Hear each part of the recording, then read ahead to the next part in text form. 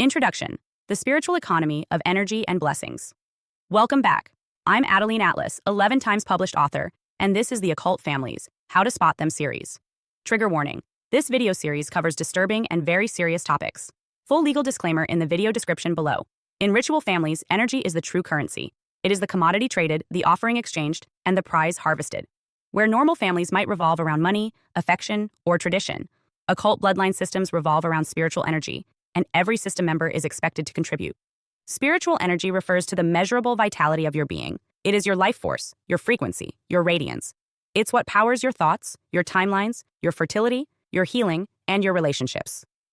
In occult systems, this energy is tracked, rerouted, and often hijacked by those who believe they are entitled to it, by blood, by contract, or by ritual order. Unlike a bank account or a physical object, spiritual energy moves through vibration and frequency. It rises with truth, love, health, and creative alignment. It collapses in environments of manipulation, fear, betrayal, and grief. Bloodline systems, especially occult ones, understand this deeply. That's why they don't just manipulate your mind or body. They target your frequency. This is what we call the spiritual economy, a power structure in which energy is farmed, traded, and transferred like currency, often through ritual, trauma, and relational entanglement. The person suffering may not realize that their energy is being extracted. The person benefiting may not understand they are receiving stolen fuel, but the system knows. It is designed to convert your breakthroughs into their blessings and your pain into their prosperity. The theft is rarely obvious.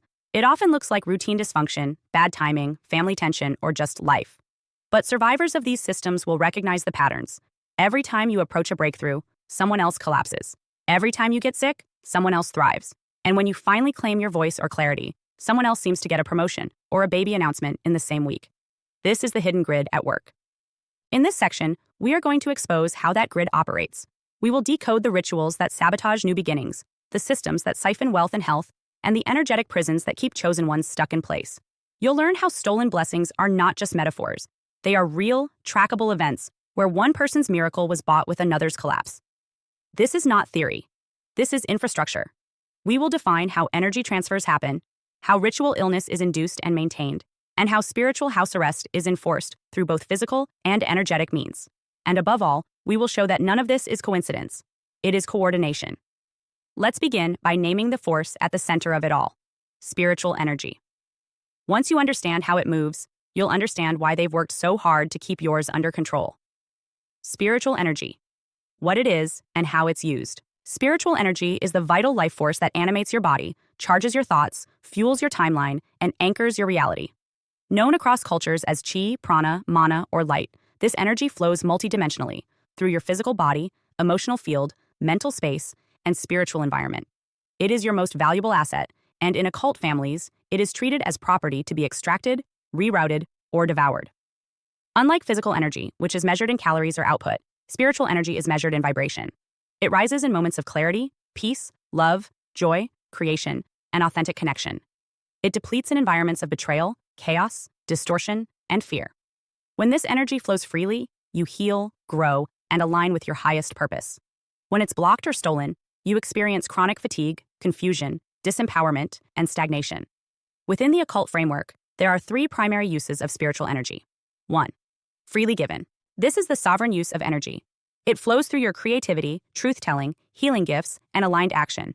It's what fuels your manifestations, your vision, and your timeline upgrades. In a healthy system, energy is exchanged freely through love, collaboration, and conscious agreement. 2. Harvested. This is energy taken without full consent. In ritual bloodlines, energy is often extracted through trauma, fear, manipulation, sexual violation, or ritual conditioning. It's the kind of energy produced when someone is suffering, but cannot fully express it. That energy remains trapped in the body or field, where others can feed from it. 3. Redirected. In these systems, your progress, clarity, or breakthrough is sometimes hijacked to fuel someone else's rise.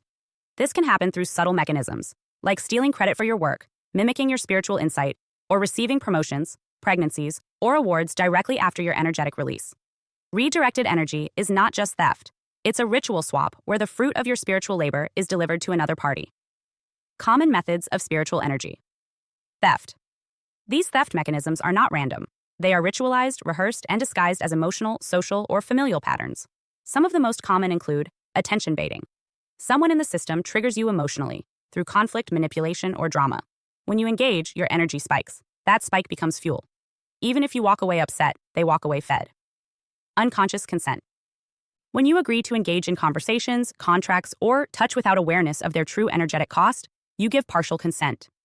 Occult systems exploit this by hiding rituals inside routine acts, like a hug from a known energy vampire or a verbal yes that serves as a binding spell. Emotional harvesting. Certain family members are positioned to elicit constant emotional responses: guilt, shame, rage, despair. So your energy stays in a heightened, fragmented state. This makes your field easier to extract from. Enforced silence. Silence is one of the most powerful energy traps in the bloodline system. When you're trained to keep the peace, don't air dirty laundry, or respect your elders, your truth energy gets blocked.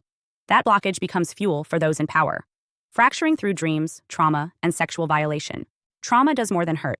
It opens portals. Whether it happens through conscious abuse, emotional betrayal, or spiritual manipulation, trauma fractures the energy body.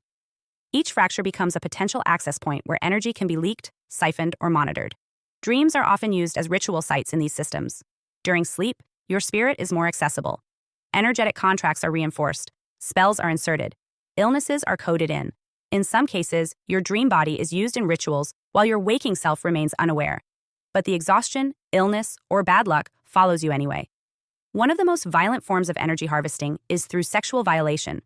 This includes overt assault, but also ritualized grooming, inappropriate touch masked as affection, and sexualization of children under the guise of beauty or charm. These violations rupture boundaries, fracture identity, and create a permanent energy leak in the field unless healed with full awareness. This is the foundation of the spiritual economy. Your energy is a resource, and if you were born into a system that saw you as a generator, your role was never to be loved. It was to be harvested. Hi, I'm Adeline Atlas, 11 times published author, and what you just watched is part of my signature program, the Chosen One series inside School of Soul.